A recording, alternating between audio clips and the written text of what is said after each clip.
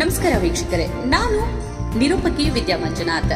ವೀಕ್ಷಕರೇ, ನಿಮಗೋಸ್ಕರ DK news Kannada YouTube ಚಾನೆಲ್ನ ದೇವು ಕೂಚಬಾಳ ಅವರ ಸಾರಥ್ಯದಲ್ಲಿ ಪ್ರಾರಂಭವಾಗಿದೆ.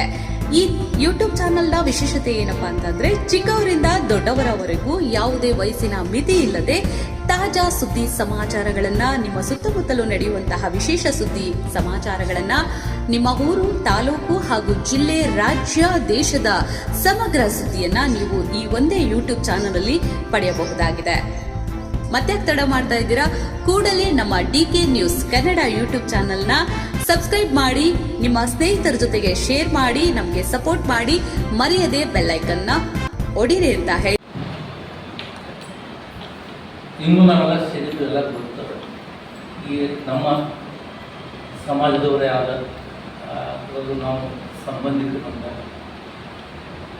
ಒಳ್ಳೆಯ ರಾಜಕಾರಣಿಗಳು ಅವರಿಗೆ ಏನೈತಿ ಈ ಸಂಪುಟದಲ್ಲಿ ಸ್ಥಾನಮಾನ ನೀಡಲಿಕ್ಕೆ ನಾವು ಒತ್ತಾಯ ಮಾಡಲಿಕ್ಕೆ ಇಲ್ಲಿ ಸೇರಿವಿ. ಅದಕ್ಕೆ ನಮ್ಮ ಆಗ್ರಹ ಏನಂದ್ರೆ, ನಾವು ರಜಪೂತರು ಅಲ್ಪಸಂಖ್ಯಾತರು ನಾವು, ಬಟ್ ನಾವು ಎಲ್ಲಿನೂ ಗಣನೆಯೊಳಗೆ ಇಲ್ಲೇ ಇಲ್ಲ. ಕರ್ನಾಟಕ ಒಳಗೆ ನಮ್ಮ ಮೊನ್ನೆ ಅದು ಜಾತಿವಾದ ಕೋಶದಾಗ ರಜಪೂತರು ಆ ಶಬ್ದನೇ ಇರಲಿಲ್ಲ.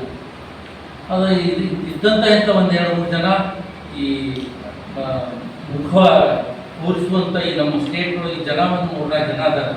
ಅದರಲ್ಲಿ ಒಬ್ಬರಿಗೆ ಸ್ಥಾನಮಾನ ಕೊಟ್ಟರೆ ಈ ನಮ್ಮ ಸಮಾಜಕ್ಕೆ ಒಂದು ಅನುಕೂಲ ಆಗ್ತೈತಿ. ನಮ್ಮ ಸಮಾಜಕ್ಕೆ ನೀವು ಎತ್ತು ಹಿಡ್ದಂಗೆ ಆಗ್ತೈತಿ ಸರ್ಕಾರ.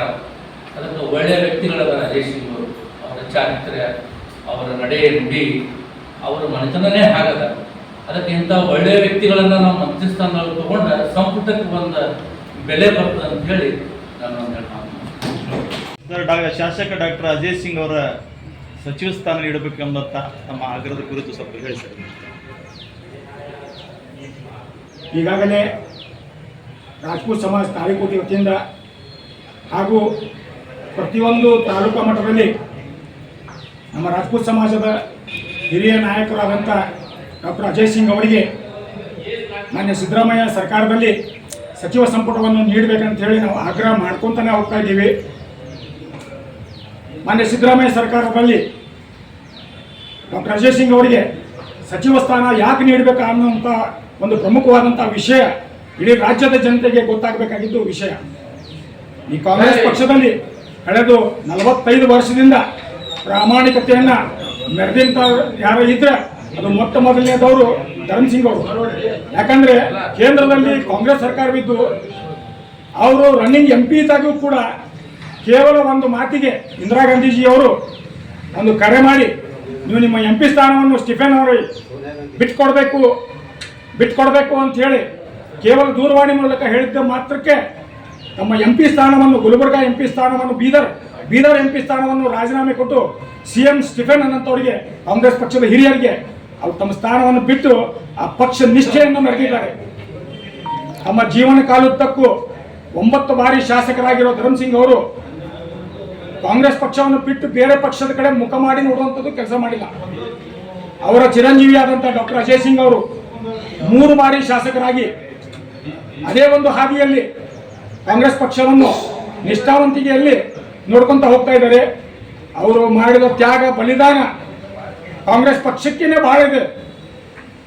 ಆದ ಕಾರಣ ಯಾವುದೇ ಕಾರಣಕ್ಕೂ ಸಿದ್ದರಾಮಯ್ಯ ಸರ್ಕಾರದಲ್ಲಿ ಡಾಕ್ಟರ್ ಅಜಯ್ ಸಿಂಗ್ ಅವರಿಗೆ ಸಚಿವ ಸ್ಥಾನ ನೀಡಬೇಕಂತೇಳಿ ಇಡೀ ಕರ್ನಾಟಕ ರಾಜ್ಯದ ರಜಪೂತ್ ಸಮಾಜದ ಒಕ್ಕೂರಿನಿಂದ ಬೇಡಿಕೆ ಇದೆ.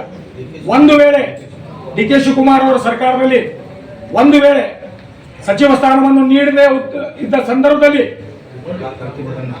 ರಾಜ್ಯ ಮಟ್ಟದಲ್ಲಿ ಪ್ರತಿಯೊಂದು ಜಿಲ್ಲಾ ಕೇಂದ್ರದಲ್ಲಿ 30 ಜಿಲ್ಲೆಗಳಲ್ಲಿ ಪ್ರತಿಭಟನಾ ಸ್ವರೂಪವನ್ನು ಕಾಣಬೇಕಾದಂಥ ವಿಚಾರವನ್ನು ಮಾನ್ಯ DK ಶಿವಕುಮಾರ್ ಅವರಿಗೆ ನಾವು ಈ ಒಂದು ಹೇಳಿಕೆ ಮುಖಾಂತರ ತಿಳಿಸಲಿಕ್ಕೆ ಇಚ್ಛೆಪಡ್ತೀವಿ. 225 ಮತಕ್ಷೇತ್ರದಲ್ಲಿಯೂ ಇವತ್ತು ಒಬ್ಬರು ರಜಪೂತರಾಗಿರಲಿ, 100 ಜನ ಆಗಿರಲಿ, ಇವತ್ತು 1000 ಜನ ಆಗಿರಲಿ, ನಾವು ಅಲ್ಪಸಂಖ್ಯಾತರು.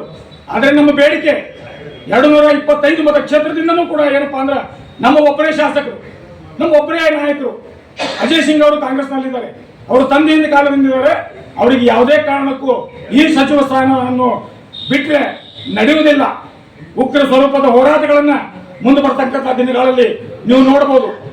ಕಾಂಗ್ರೆಸ್ ಪಕ್ಷದಿಂದ ನಿಷ್ಠಾವಂತಿಕೆಯಿಂದ ಕೆಲಸ ಮಾಡಿದಂಥ ಧರ್ಮ್ ಸಿಂಗ್ ಸಾಹೇಬರ ಚಿರಂಜೀವಿಯಾದಂಥ ಅಜಯ್ ಸಿಂಗ್ ಅವರಿಗೆ ಸಚಿವ ಸ್ಥಾನ ನೀಡಲೇಬೇಕು. ಇದು ಒಕ್ಕೂರಿನ ಆಗ್ರಹ. ಕರ್ನಾಟಕ ರಾಜ್ಯ ರಜಪೂತ್ ಸಮಾಜ ಅದರ ಅಂಗವಾಗಿ ತಾಳಿಕೋಟೆ ತಾಲೂಕಿನ ಭಾಗದಿಂದ ತಾಳಿಕೋಟೆ ರಾಜಪೂತ್ ಸಮಾಜದಿಂದ ನಾನು ಆಗ್ರಹ ಮಾಡಲಿಕ್ಕೆ ಇಚ್ಛೆ ಪಡ್ತೇನೆ. ಧನ್ಯವಾದಗಳು. ಸುರೇಶ್ ಅವರು